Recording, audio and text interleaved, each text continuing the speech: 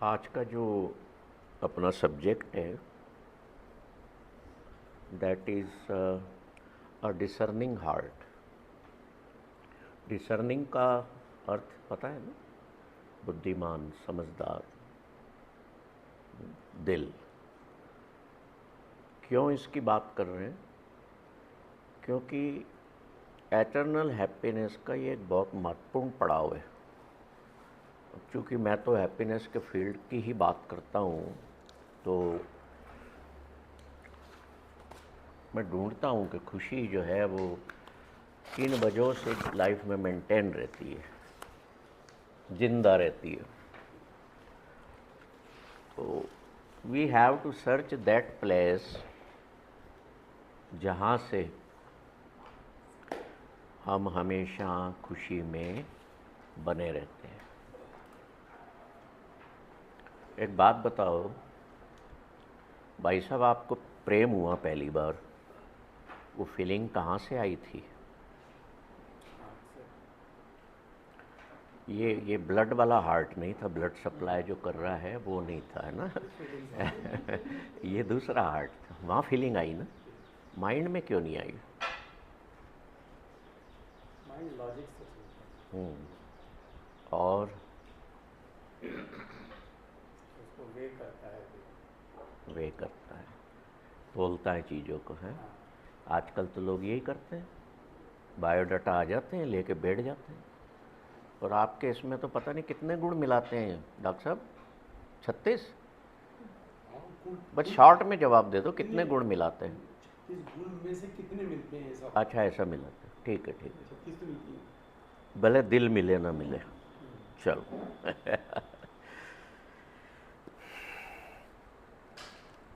इसकी शुरुआत ना हम एक बड़ी सुंदर उससे करते हैं बात से। वाक्य जो है वो मैं वॉक के माध्यम से आपको समझाऊंगा। ये बात है करीब 1690 की। कौन से साल की? 1690। 1690, 1690। कब की बात है? ये बात है 1690 की। आज क्या चल रहा है? 2026 ही है ना। 26। जगह है आनंदपुर साहब, श्री आनंदपुर साहब, जो गुरु गोविंद सिंह जी और गुरु तेग बहादुर जी ने जिसको बसाया था। बहुत सुंदर इलाका है पहाड़ों के बीच में। I was walking there in 1690। मैं वॉक कर रहा था, और वैसे भी वॉक करने के लिए पहाड़ों, नदियों की जगह पे अलग किस्म का सुकून मिलता है ना। तो आगे बढ़ता गया तो देखो कि मेरे गुरु पिता गुरु गोविंद सिंह जी का दरबार लगा हुआ है। और मैं भी अंदर चला गया, बैठ गया। एक कवि भाई नंदलाल जी अपनी गज़ल गा रहे थे। अब देखिए, लोग कहते हैं गुरु गोविंद सिंह जी योद्धा थे, तो लड़ने के लिए युद्ध लड़ते थे। ऐसा नहीं था। उनके दरबार में 52 कवि थे। कितने? 52। उनमें से एक भाई नंदलाल जी। भाई नंदलाल जी के बारे में ये है कि वो औरंगजेब के जो राजकुमार थे बेटे, उनका मुंशी होता था। पर वो अपनी मस्ती में, अपने समय में वो अपनी डायरियाँ लिखा करते थे, जिसमें गज़लें हो गई, नज़में हो गई। औरंगजेब को पता लगा कि ये तो बहुत अच्छा लिखता है। तो उसने कहा, एक हिंदू इतना अच्छा लिखे, ये तो मुसलमानों में होना चाहिए, मुस्लिम कन्वर्ट कर दो इसको। मेरे धर्म का हो। नंदलाल जी को पता लगा, वो छोड़ के चुपचाप रातों रात रवाना हो गए और आनंदपुर साहब पहुंच गए गुरु गोविंद सिंह जी। तो मैं वॉक करता करता जब उस जगह पर दरबार में पहुंचा तो मैंने देखा कि नंदलाल जी एक बड़ी सुंदर दिल की बात कर रहे हैं। गुरु गोबिंद सिंह जी ने उनसे पूछा कि बताओ तुमने कभी ईश्वर को देखा है?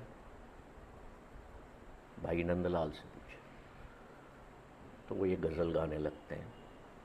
गज़ल ये कहती है कि दिल अगर दाना बवद, दिल अगर दाना बवद, अंदर किनारश यार हस्त। ये पारसी में है, पर्शियन में, जो फारसी कहते हैं ना, ईरान में जो। अब ईरान की भाषा से हमारा क्या संबंध? देखिए पहले हिंदुस्तान की जो बाउंड्रीज थी वो ईरान से लगती थी। काबुल से लेकर के ये सारा इलाका हिंदुस्तान का था। महाराजा रंजीत सिंह के नॉर्थ एरिया पूरा काबुल से लेकर के ईरान की सीमाओं तक, ये महाराजा रंजीत सिंह के एम्पायर में था। तो वो उस गज़ल में गा रहे हैं कि दिल अगर दाना बवद, अंदर किनारश यार हस्त, चश्म अगर बीना बवद, दर हर तरफ दीदार हस्त।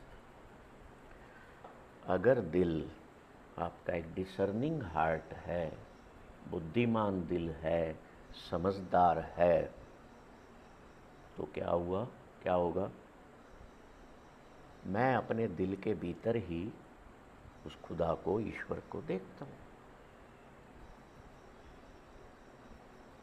भले ही तुम मूर्तियों की पूजा करते हो, एक श्याम रंग की मूर्ति में कृष्ण को देखते हो, किसी में हनुमान को देखते हो, किसी में राम को देखते हो, देखते हैं ना, पूजा करते हैं। बोले no, I don't worship all the lifeless stones, जिनके भीतर हृदय ही नहीं है, तुम उनकी पूजा करते हो। वो कहने लगे कि देखो, अगर तुम किसी इंसान की बैठ कर के पूजा कर लो ना और कहो इसके दिल में रब बसता है, तो मैं फिर भी कहूँ हाँ ठीक है, पर वहाँ तो कुछ धड़क ही नहीं रहा और तुम एक जीवनहीन पत्थर की पूजा करते हो। वहाँ हृदय तो है ही नहीं, मैं कैसे मान लूँ? तो आगे कहते हैं कि अगर इन आँखों में वो चश्मा मुझे मिल जाए जो देख सके कि मेरे चारों ओर जितने लोग बैठे हुए हैं सब में ईश्वर बसा हुआ है, हर तरफ तूर अस्त, हर शोला ए अनवार हस्त, वर जुबा गोया बवद्दर, हर सकून असरार हस्त। गुरु साहब से कहते हैं मुझे तो सिर्फ आप में दिख रहा है बस कि उसका नूर बसा हुआ है। क्यों दिख रहा है? क्योंकि यू आर मालिक of a discerning heart. Discerning heart means करुणामय हृदय।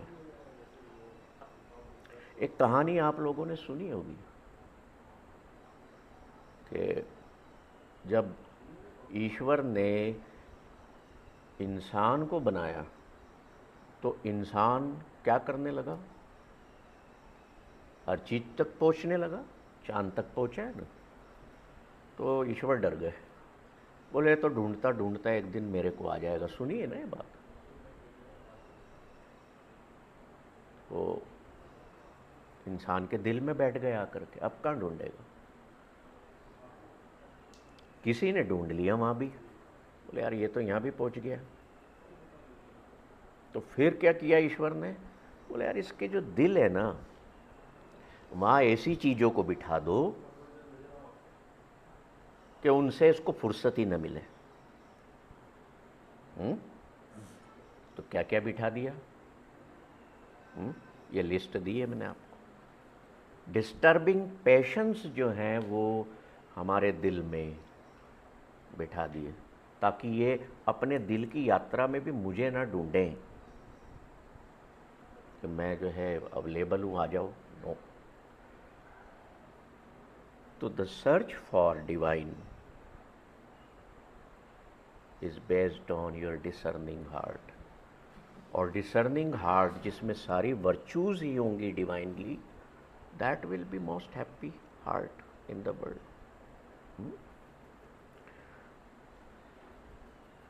मैं आपसे पूछूं, आपके दिल में कौन बसता है? बताओ, जवाब दिया करो। कौन बसता है? पत्नी बसी हुई है, बच्चे बसे हुए हैं।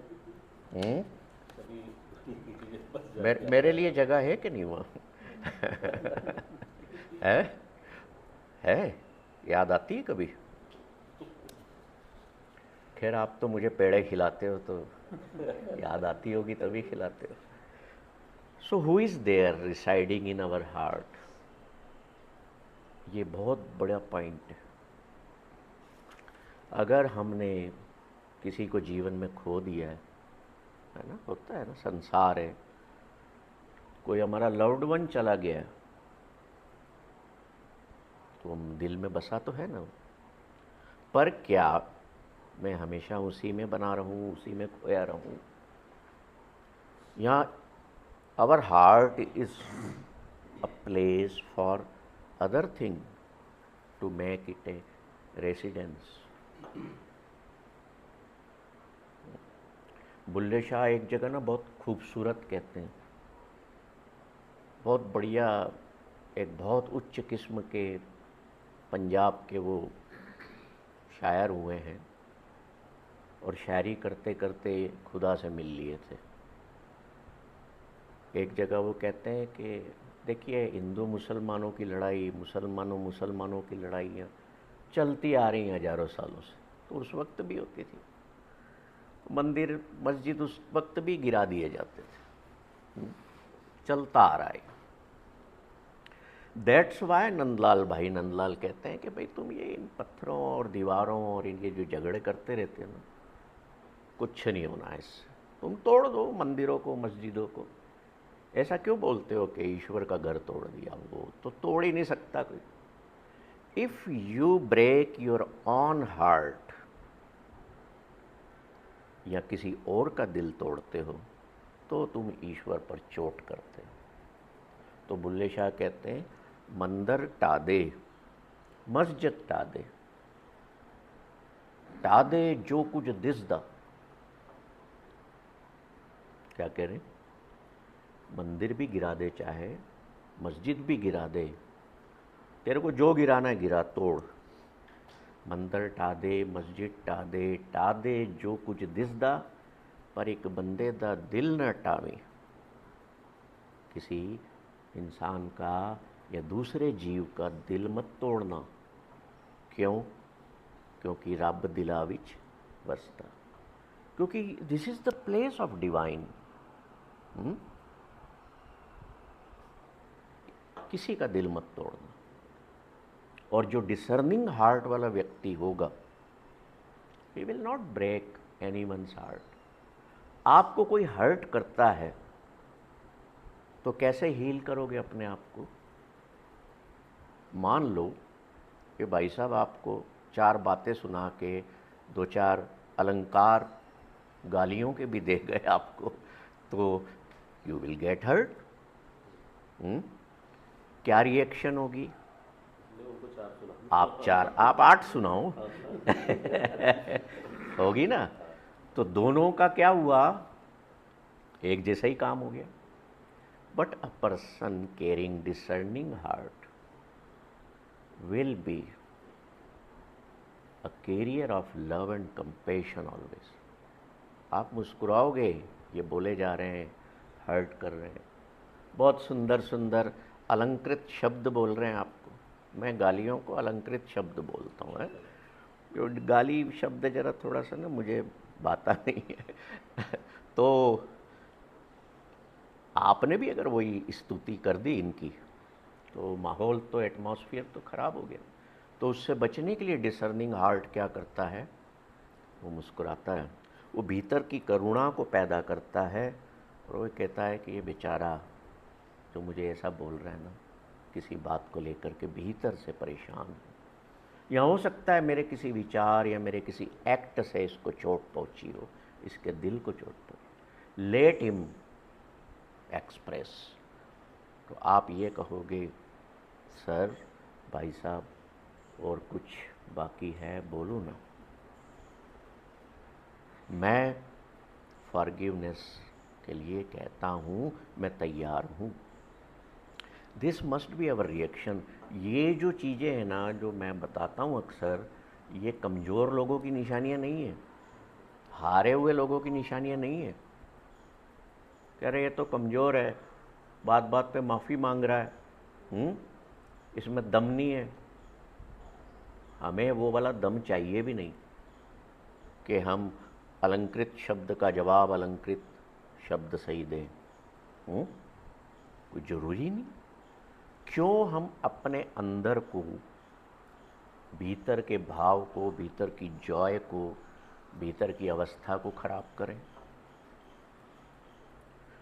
तो नंदलाल जी कह रहे हैं कि तेरे पास हाथ हैं कर्म करने को, तेरे पास मन है सोचने को, तेरे पास जुबां है बोलने को, तेरे पास पैर हैं चलने को।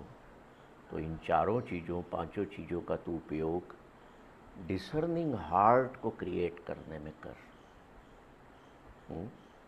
तेरे कर्म ऐसे हों कि वो किसी के लिए कष्ट पैदा ना करें। तेरी वॉक ऐसी हो कि वो किसी को कष्ट ना दे। तेरे बोल ऐसे हों जो फीके ना हो। फीके मतलब जो दूसरों को हर्ट करे। खूबसूरत शब्द हों तेरे मुंह से निकले। आंखें तेरी किसको ढूंढती रहती हूँ? कायनात की बनाई हुई, क्रिएटर की बनाई हुई इस प्रकृति, इस कुदरत को देखती रहती हूँ, मुस्कुराती रहती हूँ। और and your discerning heart always feels the presence of that creator in every creature, every जीव in this world, not only इंसान्स। अभी कह रहे हैं भाई साहब, ये भाई साहब सारे क्या बोलेंगे? अरे ईश्वर तो तुम्हारे दिल में बसता है। तो गुरु नानक ने इसको बड़ा क्लियर किया। ये जो ईश्वरीय अवतार होते हैं ना, चाहे कोई भी हो, ये कभी डायरेक्ट जवाब नहीं देते चीज़ों का। मेरे से एक बार एक गुरबाणी विजडम पर टॉक थी, तो मेरे से टॉक के बाद किसी ने पूछा कि क्या हमें नॉनवेज खाना चाहिए? गुरु ने तो गुरु ग्रंथ में मना नहीं किया है। Should we eat? मैंने कहा देखो, तुम गुरु से पूछोगे ना, तो वो कभी ये नहीं कहते कि ईश्वर है या नहीं है। साइलेंट हो जाते हैं, चुप हो जाते हैं, क्योंकि this is a feeling of a discerning heart. एक समझदार दिल की क्या निशानी है? वो ये जानता है कि दुनिया में दर्द तो है, पर दुनिया खूबसूरत भी है। This is how we can change the perspective of our mind. अगर मैं पेन में हूँ, दर्द में हूँ, मैं एक बार यहाँ एक हॉस्पिटल है, डॉक्टर साहब के अंडर में एडमिट हुआ था। मेरे को चिकनगुनिया हो गया, और पहली बार मैंने अपनी लाइफ में एक ऐसी फीलिंग पाई कि मेरा शरीर बाथरूम तक नहीं जा सकता है जी। डॉक्टर साहब को याद होगा, कार से मेरे को उठा के व्हील चेयर पर बिठाया, फिर वो ले गए, तो मेरे मुंह से हंसी छूट गई। मेरी वाइफ चूँकि टेंशन में थी, होता ही है नेचुरल, बोले तुम हंस क्यों रहे हो? मैंने कहा यार आज व्हील चेयर पर बैठने का मौका मिला है। बोले पागल आदमी हो। The thing is that discerning heart makes it possible to create, to feel joy in everything. ले गए मेरे को, एडमिट कर दिया और लेट गया सब बिस्तर पे वहाँ कि डॉक्टर आएंगे देखेंगे। मैडम्स आ रही थी, कभी कोई कोई बीपी चेक करती थी, कोई बुखार देखती थी, कोई जो जो करना है करते रहते थे। पर मैंने सोचा कि मैंने कहा ये एक जीवन में एक नया अनुभव मिल रहा है, भले आप इसको कहो कि ये कोई अच्छी बात थोड़ी है। बात अच्छी या बुरी नहीं है, बात जीवन के सत्य की है कि शरीर बीमार भी होता है, होगा, कोई रोक नहीं सकता। और दूसरा सत्य भी क्या है कि हाँ, इसकी दवा भी है ना। और नहीं भी होगी तो क्या होगा, जयराम जी की होगा, इससे ज़्यादा क्या बिगाड़ लोगे आप मेरा, बताओ। खैर, तो मैं बेड पर लेटा लेटा मैं सोच रहा था। मैंने मेरे बालक को बोला, मैंने कहा तुम घर जाओ और मेरी ये 3 किताबें उठा लाओ, एक माय हैप्पीनेस, एक सीड्स ऑफ जॉय और एक वॉक विथ मी। तो वो बोले अब आप यहाँ किताबें कहाँ पढ़ोगे अब आप। मैंने कहा यू गो एंड ब्रिंग। ले आया वो, मैंने मेरे तकिए के पास में रख ली। मैंने कहा अब डॉक्टर को जो करना है करे, मैडमों को जो करना है करे, I am in my zone of Joy. क्यों किया था ऐसा, देखो ऐसा इसलिए किया था कि there were 2 options with me. Continuous अपने आप को मैं पहला ऑप्शन इंडल्ज कर दूं सफरिंग में, या मैं अपना परसेप्शन या पर्सपेक्टिव चेंज करके अपने माइंड को उस डिसर्निंग हार्ट के जोन में रखूं।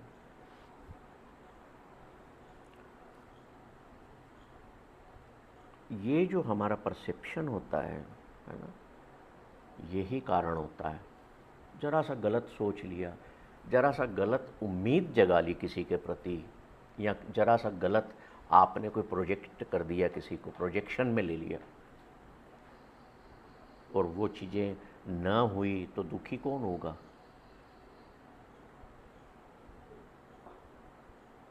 एक बार मैं 2020 में मुंबई जा रहा था। मेरे को world's most fabulous global happiness award, world happiness congress ने दिया था। क्योंकि जाना विदेश था, पर वो मैं इस चिकनगुनिया की वजह से जा नहीं पा रहा था, तो उन्होंने कहा मुंबई आ जाइए। वहाँ पर कौन सा टाटा का कोई बड़ा होटल था, टाटा एंड लैंड्स कुछ ऐसा नाम था, वहाँ उन्होंने ऑर्गेनाइज किया पूरा वो, and they awarded me there. अब हुआ क्या, जब मैं यहाँ से बैठा तो चलने की स्थिति में नहीं था, फिर व्हील चेयर पर ले जा रहे हैं मेरे को एरोप्लेन में बिठाने के लिए। बहुत सारे पहचान के लोग मिल गए, होता है ना ऐसा। अरे क्या हो गया गुरमीत सिंह जी, मैं चलो यार तुम आगे लाइन में चलो, कुछ नहीं हुआ, चलो। Why we should is it correct to remind a suffering person his sufferings. क्या एक बीमार व्यक्ति को हमें उसकी बीमारी के बारे में याद कराना चाहिए बार बार। बुराई क्या है if you are moving on a wheel chair, क्या बुराई है। बुराई सिर्फ सोच की है, माइंड की है। होना क्या चाहिए, sir how are you, we wish you well. ज़्यादा है तो अगर वहाँ अवेलेबल है तो take a flower of rose. ये तो 1100 का लिफाफा दे दो, उसमें भी क्या बुराई है। कोई अस्पताल में भर्ती होता है ना, तो मैं 1100, 2100, 5100 लिफाफा दे के आता हूँ कि भाई ये देख यार, ये कहीं ना कहीं तेरे काम आ जाएगा, दवाइयों में या इसमें। Let us change the things what we are doing. तो हम कहाँ थे भाई साहब, मैं थोड़ा सा उससे डिसकनेक्ट होकर दूसरी तरफ बढ़ गया। करना। हाँ, नंदलाल जी कह रहे थे कि पत्थरों में या मूर्तियों में आर्ट ही नहीं होता तो तुम कैसे कहते हो कि वहाँ ईश्वर बसता? तुम लगे हुए हो घंटियाँ बजाने, हैं जी, पूजा करने, या खाली दीवालों में बैठ करके अजान देने या नमाज अदा करने। तुम पूजा कर रहे हो गुरुद्वारे में गुरु ग्रंथ साहब की, but did you find the divine, the God in that Grantha? तुमने तो पूजा की मूर्ति बना दिया उसको भी। सुबह उठ के प्रकाश जिसको कहते हो कि हमने गुरु ग्रंथ साहब का प्रकाश किया। और हु आर यू? तुम किसी चीज का प्रकाश कैसे कर सकते हो? ईश्वर तो ऑलवेज प्रकाशित। हमारी सोच, हमारे माइंड्स सारे बेकार हो चुके हैं। हम चीज़ों को सोचते ही नहीं हैं कि मैं बोल क्या रहा हूँ, मैं कर क्या रहा हूँ, और वो होता क्या, वो सारी चीज़ें यहाँ आके बसती रहती हैं और इतनी लेयर्स बन जाती हैं कि आपका जो हार्ट है ना, वो जीवन भर कभी डिसर्निंग हार्ट बनता ही नहीं। वो लेयर्स कौन कौन सी होती हैं? देखो, एक स्टोरी से समझाता हूँ आपको। थाईलैंड में एक शहर, उस शहर का नाम भूल जाता हूँ कई चीज़ें, सुकोताई, थाईलैंड में। वहाँ पे एक बुद्ध का मंदिर, बहुत विशाल बड़ा, मिट्टी की मूर्ति। एक बार वहाँ का मॉन्क उसकी सफाई कर रहा था तो देखता है कि उसमें क्रैक्स आ गए स्टैचू में। अगले दिन देखता है कि क्रैक चौड़ा हो गया है। उसके अगले दिन सफाई पे जाता है तो देखता है इस क्रैक में से ना लाइट आ रही है, कुछ चमक रहा है अंदर। तो वो अपने साथी मॉन्क्स को बताता है, सारे इकट्ठे होते हैं, देखते हैं, बोलते हैं। तो जो हेड मॉन्क होता है वो कहता है कि इसको स्क्रैप कर दो, ये छीलो मिट्टी को। छीलते हैं तो अंदर से गोल्डन बुद्धा निकलता है, चमकता हुआ, सोने की मूर्ति आज भी लगी हुई है वहाँ। क्यों मिट्टी की लेयर चढ़ा दी थी? कि भाई युद्ध होते रहते हैं, दूसरे धर्म के लोग आकर के लूट ले जाते हैं, मूर्तियों का अपमान करते हैं, तो मिट्टी की मूर्ति देख करके वो कोई इसको न लूटेगा न अपमान करेगा, इसलिए लेयर्स चढ़ा दी थी। पर वो लेयर जब क्रैक हुई, एक मंक को दिखी, तो उन्होंने क्या पाया कि there is a golden Buddha, there is a light with in the clay, under और बीनीथ द क्ले। उन्होंने उसको साफ किया, चमकदार मूर्ति निकली। तो लेयर्स काहे की थी? क्ले की। हर साल नहीं चढ़ा देते थे, जमती गई जमती गई। बट द गॉड हिमसेल्फ, कोई टाइम आता है जब वो दुनिया को एक मैसेज देते हैं। क्रैक हुई और मैसेज दे दिया। इससे हम क्या समझें? इससे हम ये समझें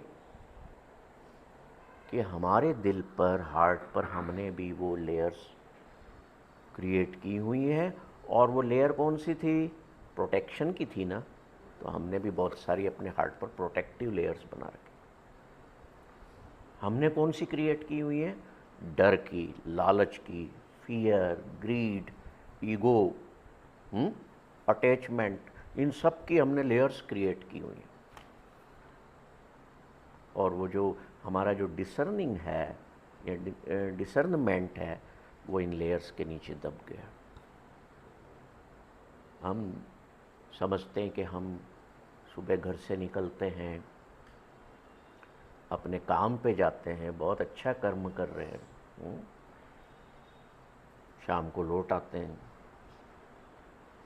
इससे तो डिसर्निंग हार्ट नहीं बनना ना। ये तो दाल रोटी का इंतजाम कर रहे हो, जीवन जीने के लिए ज़रूरी है। कितने लोगों के जीवन में आप में से एक प्रश्न का चलो उत्तर दो। आपके जीवन में आपकी लाइफ में आपकी प्रायोरिटीज़ क्या हैं ये बताओ। जो हैं एक्चुअल वो बताना। earn to look after the family. Note करें, आप नोट करें Ruchi. The priorities in his life. पहला क्या बताया? To earn. To earn. हाँ, पहला to earn, second take care of family.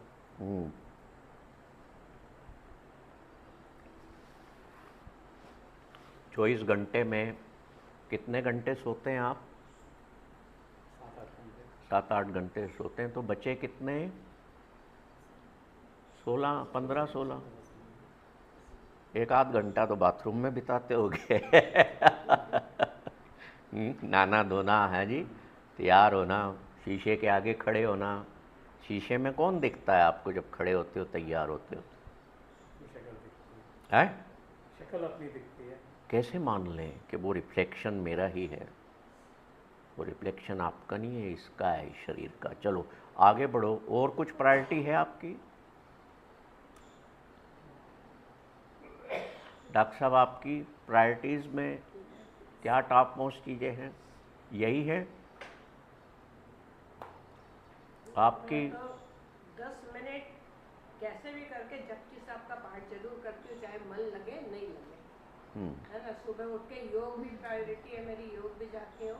उसके बाद 10 मिनट टाइम निकाल के मैं जपजी साहब का पाठ ठीक है, और 1-2 उसकी टीका पढ़ लेती हूँ, ठीक है।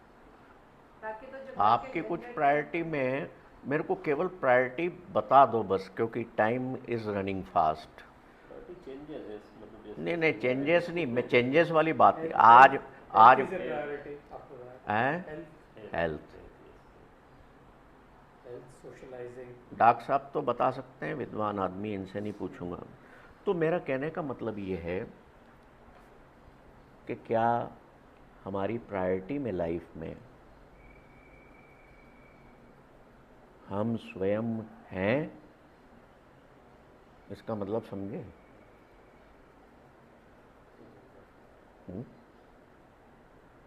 है ही नहीं। अपने लिए, अपने भीतर के उस तत्व के लिए, अपने दिल के लिए मेरे पास समय ही नहीं है। तो कैसे डिसर्निंग हार्ट बने? आप लगे रहो परिवार के लिए, आप लगे रहो कमाने के लिए, फिर बाकी टाइम सो जाएंगे। इंसान वैसे देखा जाए तो लगभग 1/4 या एक तिहाई बोल लो, जीवन नींद में ही निकाल देता है ना, सो करके। तो आपको समय कितना मिला है जागने का? उसमें भी आप स्वयं के इनर इम्प्रूवमेंट के लिए आपके जीवन में प्रायोरिटी नहीं है। 1%, 2% लोगों के पास होगी पूरी दुनिया में, बाकी नहीं। Priority number 1 must be the inner life growth of my self. इसके लिए आप आधा घंटा, 1 घंटा, ये जो अभी आप बैठ करके या चेतना में आप जो अभी बात कर रहे हो, सुन रहे हो, this is for your own self, growth of your own self. बाकी तो हम सारे संसार के काम करते ही ना। मैं थोड़ी कह रहा हूँ कि कमाने मत जाओ या परिवार का ध्यान मत दो, ऐसा नहीं है। But this thing to create a discerning heart, ये भी हमारी सबसे पहले प्रायोरिटी होना चाहिए। देखो इसके फ़ायदे कितने हैं। If you are owner of a discerning heart, आप अपने परिवार के सदस्यों के साथ बड़े प्रेम में रहेंगे। उसका जब एक व्यक्ति भी परिवार में प्रेम में रहता है ना, तो पूरे घर पे असर आता है, पूरे ऑर्गेनाइजेशन में असर आता है।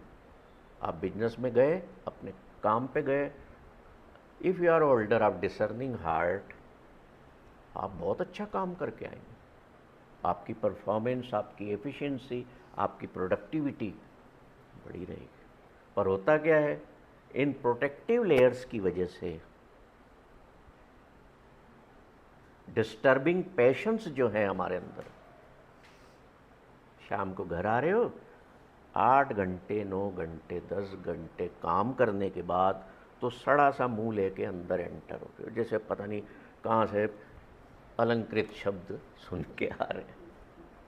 Why don't you come with a smile और विथ ए हैप्पी फेस और मोर इनर्जेटिक? और जी मैं तो थक गया जी, लिया चाशा लिया कुछ, वो कुछ बताने लगे, और तू जा यार, बच्चा आया कि आज पापा से शेर वो चल परा हो, सिर खान आ जाए है। What is this? Enter in your home, जिस घर को तुमने बनाया है, with beauty, with love, with kindness. Discerning heart की पहली शर्त ही यही है कि मैं सुबह उठ के ये सोच के निकलूं, today I am going to office to practice kindness. कोई भी प्रोफेशन हो, आप किचन में कुछ बनाने जा रहे हैं, जो हाउस वाइफ है, आज मैं सारा दिन काइंडनेस की प्रैक्टिस करूंगी मेरे हर काम में। जब आप शाम को ऑफिस से लौटने लगें, कार में बैठें, तो आपका डिसर्निंग हार्ट ये आपसे कहे कि I am going back to my home to practice kindness. क्या तकलीफ है ऐसा करने में? है कोई तकलीफ? क्या हो गया है? ये बेचारा दिल है। डॉक्टर साहब के पास कोई पेशेंट आ गया, साहब हार्ट में प्रॉब्लम हो गई है, फिजिकल हार्ट में जो ब्लड सप्लाई करता है, तो ये दुनिया भर के टेस्ट कराते हैं, फिर और टेस्ट कराएंगे, देखेंगे, ईसीजी किया पहले, फिर ज़रूरत पड़ी तो एंजियोग्राफी की, बोले साहब आपके इसमें तो ब्लॉकेज है, स्टेंट डालना पड़ेगा, ज़्यादा ब्लॉकेज है तो भैया अब तो कोई रास्ता नहीं, बाईपास। वो अगर दिल कमज़ोर है, परसेंटेज उसका वर्किंग कम है, तो बोले अब तो तुम्हारा बाईपास भी नहीं हो सकता, ये दवाइयाँ लेते रहो, चलाओ काम, है जी। ये स्थितियाँ आती हैं, तब आप अपने दिल का इलाज कराते हो कि नहीं?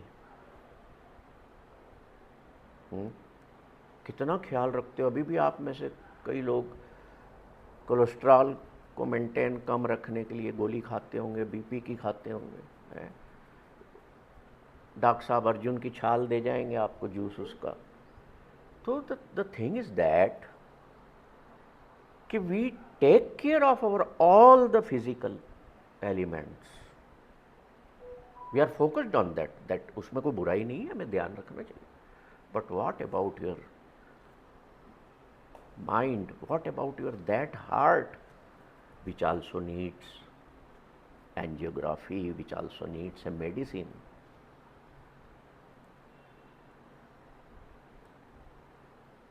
एक निकिता नाम की लड़की, मैं शायद मुझे नाम नहीं लेना चाहिए कि दुनिया में हजारों लाखों निकिता हैं, शी केम हियर। 2 एग्जाम्पल बताता हूँ। साल भर पहले शादी हुई थी और डिवोर्स तक नौबत आ गई। 15 दिन थे फाइनल डिवोर्स की डेट के। She came here with her mother and father कि शी इज़ वेरी डिस्टर्ब्ड। ये स्वयं को ही ब्लेम देने लग गई कि मैं ही ऐसी हूँ, मैं ही यूँ हूँ। मतलब she is not thinking about anything, जिसे कहते हैं ना सेल्फ वर्थ मेरी है, मेरे साथ क्यों हो गया ऐसा। Highly in negative zone, not willing to live life further. क्या था सब ये? क्यों ऐसी हालत हो गई? अगला केस, एक माता जी अपनी बिटिया को लाए 32-33 साल की। उसके हस्बैंड ने 6 महीने पहले सुसाइड कर लिया था किसी फाइनेंशियल लॉस की वजह से, बिजनेस में, यार स्टॉक मार्केट का केस था। Now she was under severe depression and blaming her on self कि मैं ही उनसे कहती थी पैसा कमाओ, लोगों को देखो, लोगों के पास बड़ी गाड़ियां हैं, तुम्हारा तो फ्लैट ही छोटा सा है, ये वो सब होता है ना घरों में। क्या था ये? साइकियाट्रिस्ट की पर्चियां लाए, उन पर दवाइयां लिखी हुई थी। अब थोड़ी बहुत अक्ल तो मेरे को भी आ गई, दवाई देखता हूँ तो पता लग जाता है कि ये प्रॉब्लम है ये, क्योंकि 8-10 साइकियाट्रिस्ट दोस्त हैं। तो देखो, जब बुद्ध की मूर्ति, हमने उनको क्या एजुकेशन दी दोनों को, जब बुद्ध की मूर्ति से मिट्टी की लेयर्स हटाई गई तो क्या निकला था? Golden light. वो क्या था? That was the essential nature, the real identity of that statue. क्या था? समझना, बड़ी बारीक और डेप्थ वाली बात। उसका एसेंशियल नेचर क्या था? चमकना, मैं प्रकाशित हूँ। और प्रोटेक्टिव लेयर्स मिट्टी, गारे और इनकी पेंट, इन सब की लगा दी थी ना, उसके एसेंशियल नेचर को दबा दिया गया। ऐसे ही जीवन में जब हम सफरिंग में होते हैं, अगर हमारा एसेंशियल नेचर हमारे भीतर हमारे साथ अवेकन नहीं है, we are not awared about that कि मेरे पे दुख आया है तो मैं दुख को क्यों सहूँ भाई, this is not my nature. My nature is to always in the zone of happiness. मेरा ऐसे ही मेरा भी नेचर, एसेंशियल नेचर प्रकाश का है। पर मैंने अब उन 2 लड़कियों ने क्या क्या देखो सोच लिया था, बताओ। अपनी सेल्फ इमेज खराब कर ली, एक डैमेज्ड पर्सन बन गई, जो खुद को ही ब्लेम कर रही है। तो दुनिया में इतने मेंटल हेल्थ इश्यूज है ना, क्यों है ये इसीलिए है कि you have forgotten your essential nature, real self, कि मैं वास्तव में हूँ क्या। अगर मैं समझ लूँ कि मैं वास्तव में एक बहुत ही सुंदर दिल हूँ, एक समझदार दिल हूँ जो ये जानता है कि सुख और दुख, pain and pleasures both are part of this journey, तो दुख मेरे पास कहाँ है? न मेरे पास सुख रहेगा, न मेरे पास दुख रहेगा। I will lift myself above these levels. थोड़ी सी तो लिफ्ट करा, सुना है ना? तो लिफ्ट हो ना थोड़ा थोड़ा। यहाँ गर्दन हिला देते हो, घर पे जाके सब छोड़ देते हो। तो जब हम इन यंगस्टर्स को उनके एसेंशियल नेचर या रियल सेल्फ से हम रूबरू करा देते हैं, देखिए इसमें टाइम लगता है। उन्होंने यहाँ आकर के 8-8, 10-10 सेशंस में बैठे मेरे साथ, सारी दवाइयाँ बंद, हैप्पी पर्सन। अपने जॉब में लौट गई, दोनों सॉफ्टवेयर इंडस्ट्री से थी, अपने जॉब में लौट गई। समय आया तो मुझे गुड न्यूज़ भी भेजी कि हम वापस एक फैमिली लाइफ में एंटर हो गए। तो क्या चीज़ इम्पॉर्टेंट है बताओ जीवन में? सबसे महत्वपूर्ण जीवन में मेरी प्रायोरिटी ये होना चाहिए कि मैं अपने एसेंशियल नेचर या वास्तविक स्वरूप के प्रति हमेशा जागरूक रहूं। तो कभी दुखी होगे ही नहीं। क्यों कहा गुरु नानक ने कि नानक दुखिया सब संसार? इसीलिए कहा कि तुम अपना एसेंशियल नेचर भूल चुके हो। You are not awared why you came in this world, who are you, तुम्हें पता ही नहीं है। ये कहते हैं ना, मैं शीशे के सामने खड़ा होकर अपने आप को देख रहा हूँ। झूठ बोलते हैं, इनसे बड़ा झूठा कोई है ही नहीं दुनिया में। बाल बना रहे हैं हम, पगड़ी बांध रहे जी। हाँ जी, मैं उनसो ना लग रही हूँ। वो पत्नी आवाज दे, थोड़ी क्रीम ला लिया जो, मैं निविया दी लैन दी है।